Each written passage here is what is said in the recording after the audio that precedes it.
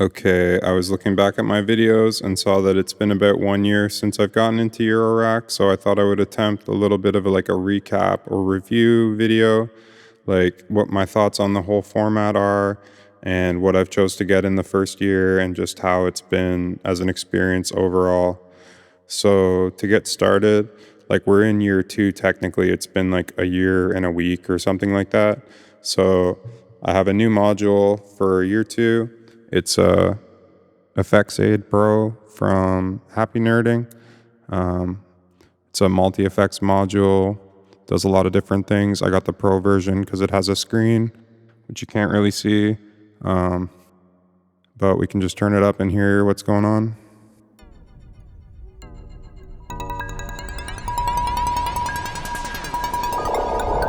So we listen to the dry. Sounds like that. And then the effect is called Delay Magneto. So I have these three cables going over to the joystick, and then I can use that to affect the delay parameters.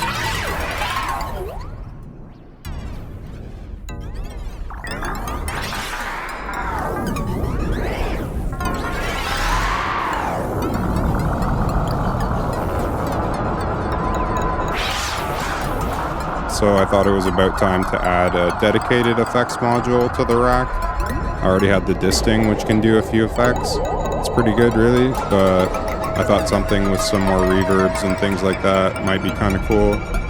So we can just change to the next preset. I saved a few of them here. This one is reverb with shimmer, so it can do some cool long trail stuff.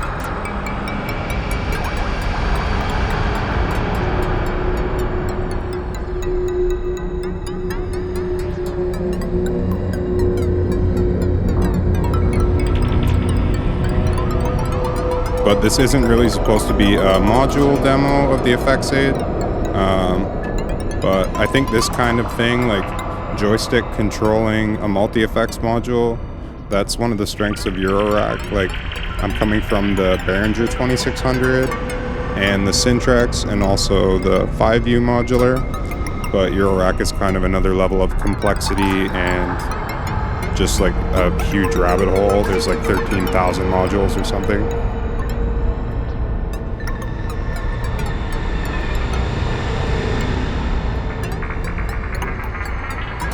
So I started out with pretty basic stuff, just getting an abacus, which is a mask clone, and a 2500 filter, and a Roland 100M module, and those were to expand the 2600, but that quickly changed, or turned into, I guess we got 2 rows of 84 HP, and then 2 skiffs of 106 HP, and then an 84 HP skiff and a like 48 HP pod or something like that.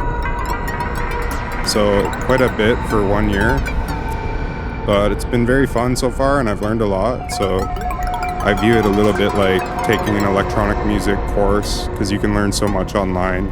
If you have the stuff to use, you can just learn the info for free basically.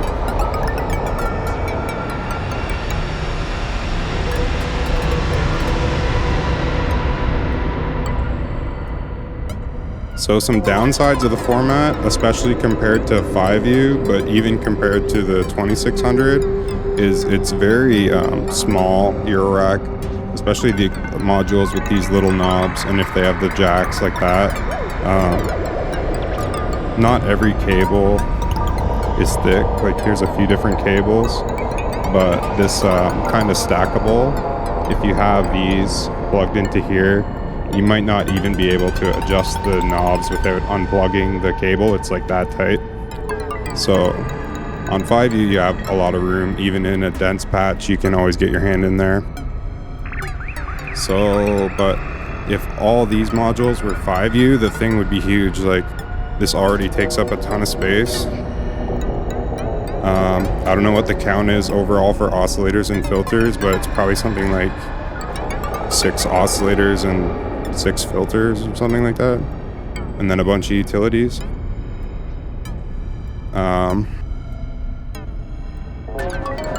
So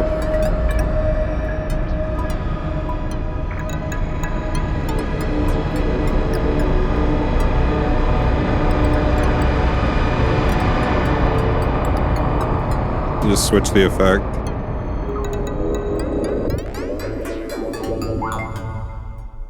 This one's called like Delay Space Station, I believe. It's got like a multi-tap delay thing going on.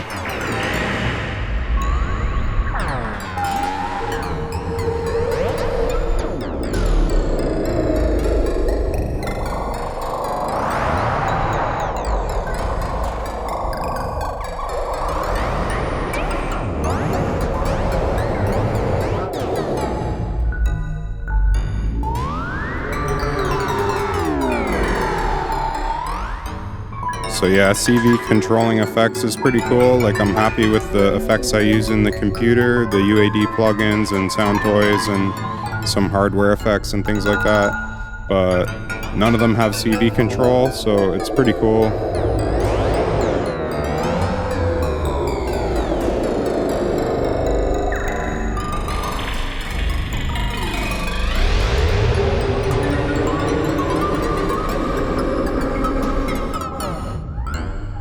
So the cost overall in the first year was, Modular Grid was saying 7,300, but I don't think that's accurate. I think it's more like 6,200 Canadian, which is like about 5,000 US or something like that, 5,200, I don't know. So a lot for 1 year, but the Behringer stuff really goes a long way. Like the surges filters, for example, the mutable, like they're like $300 Canadian. To take a chance on a $300 filter, you're really like, it better be good. Where the Behringers are like $70, so it was easy to try them. I offset the Behringer savings, like allowed me to buy a few more expensive modules like the Rubicon and the Smoothie Audio Smear. So it's kind of like a trade-off, but pretty happy overall.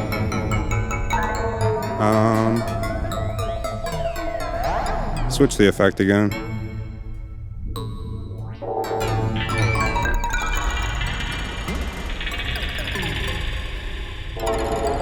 I don't know what I said the last one was, but this is the one with the multi-tap reverb thing.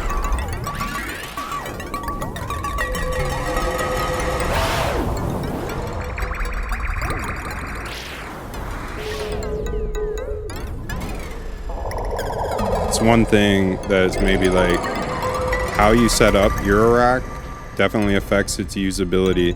Like these two racks here I have vertically mounted, and the cables hang a lot more in the way than the skiffs, where I can run them like around back or between the skiffs or whatever. So I would kind of recommend skiffs, really, just to keep the cables out of the way. But if you're down to use cable ties and things like that, you can make it work however. Cable ties for me just slow everything down. Like when I'm patching, I don't want to think about how clean the patch is. I just want to get whatever idea I have in mind off. So it's maybe a good time to explain the patch quick. And just listen to the dry. So it's two 2500 or 1047 multi-mode filters from the ARP 2500 being pinged, along with the smear being pinged. And then there's a bunch of modulation. It's all being clocked off the Chaos, which is a Marbles clone.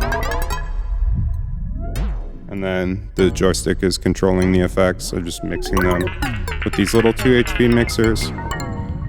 So if this system's lacking something overall, I'd say it's like ADSR. I'm just using maths for envelopes, but then I have an ADSR in the 2600 and a couple over here.